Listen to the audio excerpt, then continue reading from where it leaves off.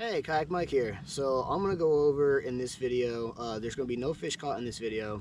It is essentially how you set up a drag in a kayak. These instructions can go both ways, kayak, boat, it doesn't matter. You literally use the same exact steps. But in these tournaments that I'm fishing in, one thing that kind of deters people from joining is they may not know every form of fishing possible, or, you know, I don't want to say they're stuck in their ways, but they're suspend fishing when dragging's working, or vice versa. They're only trying to drag when, you know, maybe suspend drifting is what you need to be doing. So I'm going to do a little series here that goes over bumping, dragging, suspending, anchoring, when they are all useful, the best times to do them. And then once you know the general usefulness of all of them, then you can start breaking out into your own personal subsets. For example, I don't suggest dragging against more than 1 mile an hour current. Some people have success dragging against more than 1 mile an hour current. I do not. So my suggestion is going to be dragging in a river works 1 mile an hour current and lower. Sometimes it doesn't even work in one, just depending on the undertow of the spot of the river you're on. But dragging will always work in a lake, all times a year. Dragging temperatures, you typically want 45 degrees plus to be successful dragging. That's river and in lakes. When the water's coming up, you could typically get away with dragging once you hit about 40 to 45. You have to go very slow. When the water's coming down, the bite typically stops dragging about 45 degrees. And again, these are my experiences. And I mainly fish the Ohio River. I'm not in lakes as much as some other people, but we actually get cold up here. There might be some people down south watching this saying like, oh, in the winter we still drag upwards of a half mile an hour. You are also down south. Your water rarely ever drops below 50-45 degrees. Just in a few months here, we're not going to see anything over 45 for a few months. So this video is going to go over exactly what you need to do to drag. I'm going to do everything with my motor, and I will have little tags around with what buttons you need to press to do exactly what I'm doing. A lot of us have the Xi3. However, you do not need a motor to do any of these things that I'm going to show you. I did everything before I had a motor. Now, it's just more efficient now. That's the only catch. Now I get to nap instead of paddle. Whereas before I would have had to paddle this entire time, and now I have the luxury of being able to nap. So I never want someone using the excuse, I don't have a motor, therefore I cannot do what you're doing, because I've been there without a paddle. Everything I'm going to show you, except for bumping. Bumping's the only thing that is not possible without a motor, but everything else is more than possible without a motor. You know, when we anchor fish, when we suspend fish, all that kind of fun stuff. So let's get into, today we're going to show you how to set up a drag. This can be applied to a lake or a river. Like I said, it's optimal 1 mile an hour or less once you're in a river. So yeah, let's just get right to it. First, we're going to go over the rig. You know, we're going to go over a more standard rig. So here is a rig that I use in the Ohio River.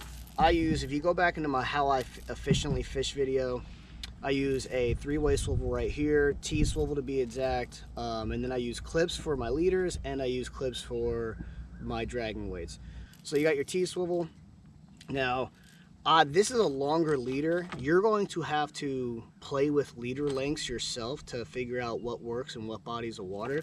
But this one is about, I don't know, 2.5 feet to the first hook. There's a Chris Souders video on how to make this dropper knot. And then I have another 2.5 feet, 3 feet to my next hook right here with a smaller peg float. The smaller peg, and you're gonna have to play with peg float size. So today on 2 of my rigs, I have giant peg floats. You can see that one. But that is because I'm rocking a double hook rig and 1 piece of bait, and I need that bigger float to keep those baits off of the bottom. And then I use rattles as well. I think rattles do help. I don't necessarily think they attract the fish, but I do think once that fish hits, it helps them retarget the fish. Remember, about 10 feet down, in the middle of the day, there's no clouds out today, middle of the day, about 10 feet down, it is pitch black. So when you are 30, 40, 50 feet down like I am, anything that can help the fish retarget the bait is useful. And then my final hook. So the way this drags across the water, I don't know if you can see the bottom, this is too long of a leader. So this will be about 2.5 feet off the bottom, not even. This one will be about 4.5 feet off the bottom. In the Ohio River, when I'm fishing deeper water, I use these longer leaders. If I ever do a video going over how I drag, like on Cowan Lake, my double hook leader will literally not even be as long as it is to this first hook. So now let's get to the important part. This is the part that confuses most anglers. What I just showed you, the majority of anglers can do. They can buy their weights, they can set up their leaders and all that fun stuff. All right, so before I start my drag, I get my lines, my back two lines down to where the weights are just in the water. I'm gonna get my front lines in too. I normally have all my lines in the water, essentially ready to go before I start moving. I do not cast my lines out when I'm dragging, just because I feel like there's too much room for error when you cast your lines out. Now there's a bunch of people like Ryan Bortz, he casts his lines out. My friend Pam, she casts the lines out. And if you cast your lines out, you can get to dragging a little quicker. But who's to say when you casted it, something didn't go wrong when you casted it, the line didn't tangle. And another big thing also, I don't use sinker slides. I hate them. I despise sinker slides. I have everything fixed to my T-swivel. But that's just a personal preference. I have my reasons. But yeah, I have all my baits in the water ready to go. All I need to do now is start moving. I don't like casting my baits out before I start my drag because there's just too many variables that can go wrong. And today we're also going to use planer boards. So to begin your drag, this is the part that people I'll put a little remote and I'll like highlight the buttons that I'm pressing. So I'm currently in spot lock, just holding myself here real quick. So we're going to unspot lock. We're going to get that motor straight to essentially the route that I want to take. We're going to hit up about 5 or 6 times to get close to 1 mile an hour. Once you're over 1 mile an hour, you can hit cruise control, and then you can adjust your speed up and down from there, and I'll explain what that does once we get there. So 1, 2, 3, 4, 5, 6, 7. So I hit up about 7 times, looking down at my fish finder. I'm at 1 mile an hour. Now you want to hit north, true north, right here. Or not true north, I'm sorry, just north or cardinal direction. We call it cardinal direction on the MotorGuides. And then once you are going in your cardinal direction over 1 mile an hour, you hit, it's called the cruise control button. Once you hit that cruise control button, the motor is trying to go 1 mile an hour in the direction you were just going. Every time you hit up and down now, it's going to go up and down 1/10. So in theory, if I hit down 7 times, the motor's going to try and be going 0.3. I drop my back 2 baits now.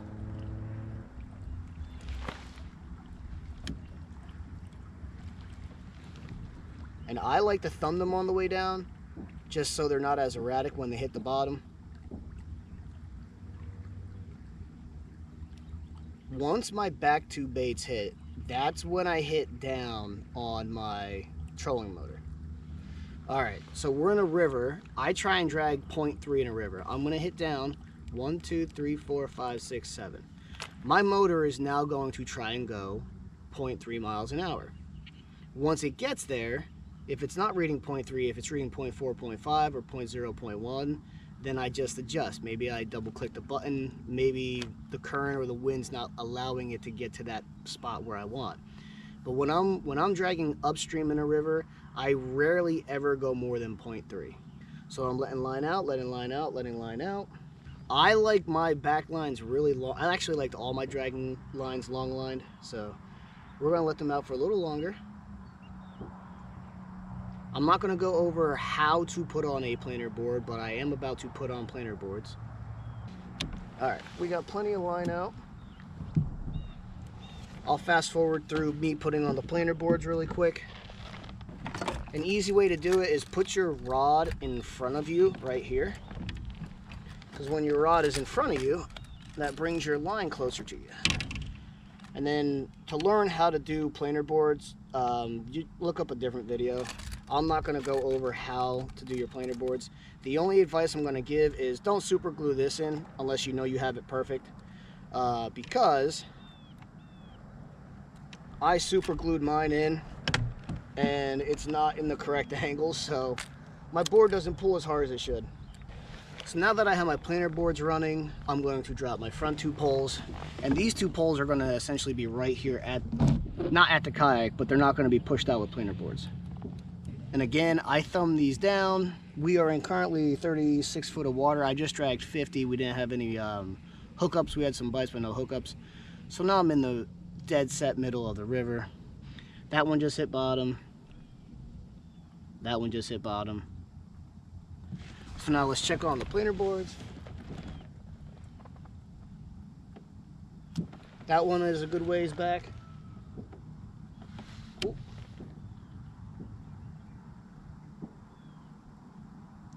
That one's a good ways back. My fish finder's reading 0.3, 0.2. This is my speed I'm talking about. We're gonna go up just 1. The current is so weak today that I can actually get away with dragging 0.3, 0.4 if I want to. The reason you typically drag at 0.3 in a river is because you're going against current, so the current's going to naturally try and pull your dragging weights off the bottom. And then as much line as you want to let out, it's arbitrary. I like my lines way back. I just feel like I have more success that way. My hookup ratios aren't the best when they're that far back, but I feel like I get more hits, therefore more hits, more success. It's just my opinion. Alright, all my lines are out. I am now dragging up the middle of the Ohio River, smack dab in the middle of the Ohio River, 35 feet deep, roughly. 37 feet deep now. And I got 4 baits out there. I have 2 baits way far out that are farther away from the kayak, and I have 2 baits that are closer to the kayak right here. I could probably get away with running 6 rods, but I'm not 100% sure how snaggy it is through this section of river quite yet, so that's why I'm only running 4. Also, in our online catfishing tournament series, at the moment you are only allowed to use 4 rods, so that's why I'm also running 4. But yeah, let's go over the most important part of this video is how to set up your drag. So we're going to go over that again really quick. What you do is you want to face where you want to drag, and then you start moving with your motor. Once you start moving with your motor, try and get to about 1 mile an hour. Hit cardinal direction or north, whatever. I think people with a Minn Kota, it's called north or something like that. But on the MotorGuide, it is you hit cardinal direction, the top left button. Once you hit cardinal direction and you hit 1 mile an hour, you don't have to be at 1 mile an hour. You just have to be above it. Hit cruise control. That's the top right button. Once you hit cruise control, the motor's going to try and get you to 1 mile an hour. Once you do that, that's when I drop my back baits. Once my back baits hit, I grab my controller, I hit down to my desired speed. In this case, I hit down 7 times. Every time you hit down or up, in theory, it tries to get the motor 0.1 less or more. So if I hit down 7 times, in theory, my motor was trying to go 0.3, which it was. Once those are back, as far as I want, I either put my planer boards on or I engage the bails, and then once I do that, I let my front ones down. I let my front ones go down as far as I want, then I engage those bails, and now you are dragging 4 rigs. I actually rarely use planer boards. I just wanted to have the planer boards in the video today because that adds a level of difficulty, and it's not hard to do at all, just to show everyone how simple it is.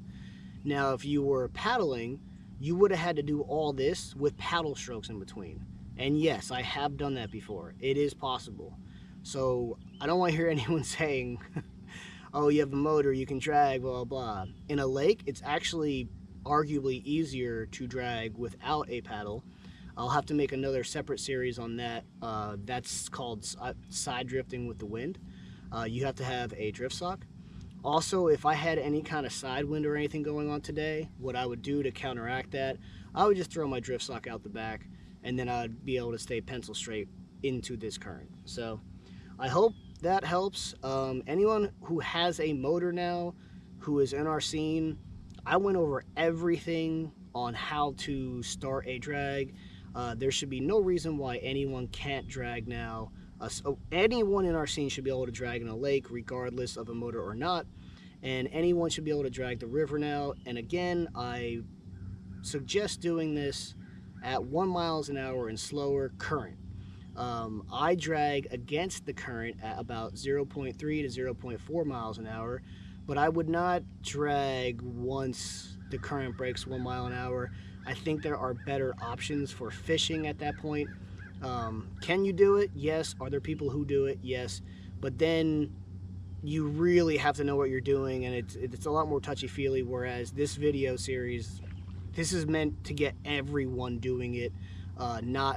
This isn't the high level how to drag. This is entry level how to drag.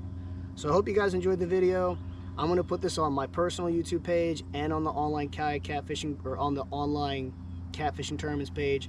This way, if there's people, you know, who aren't following me personally but still want to learn how to drag and they're part of the scene, they can go there. All right, Kayak Mike out of here.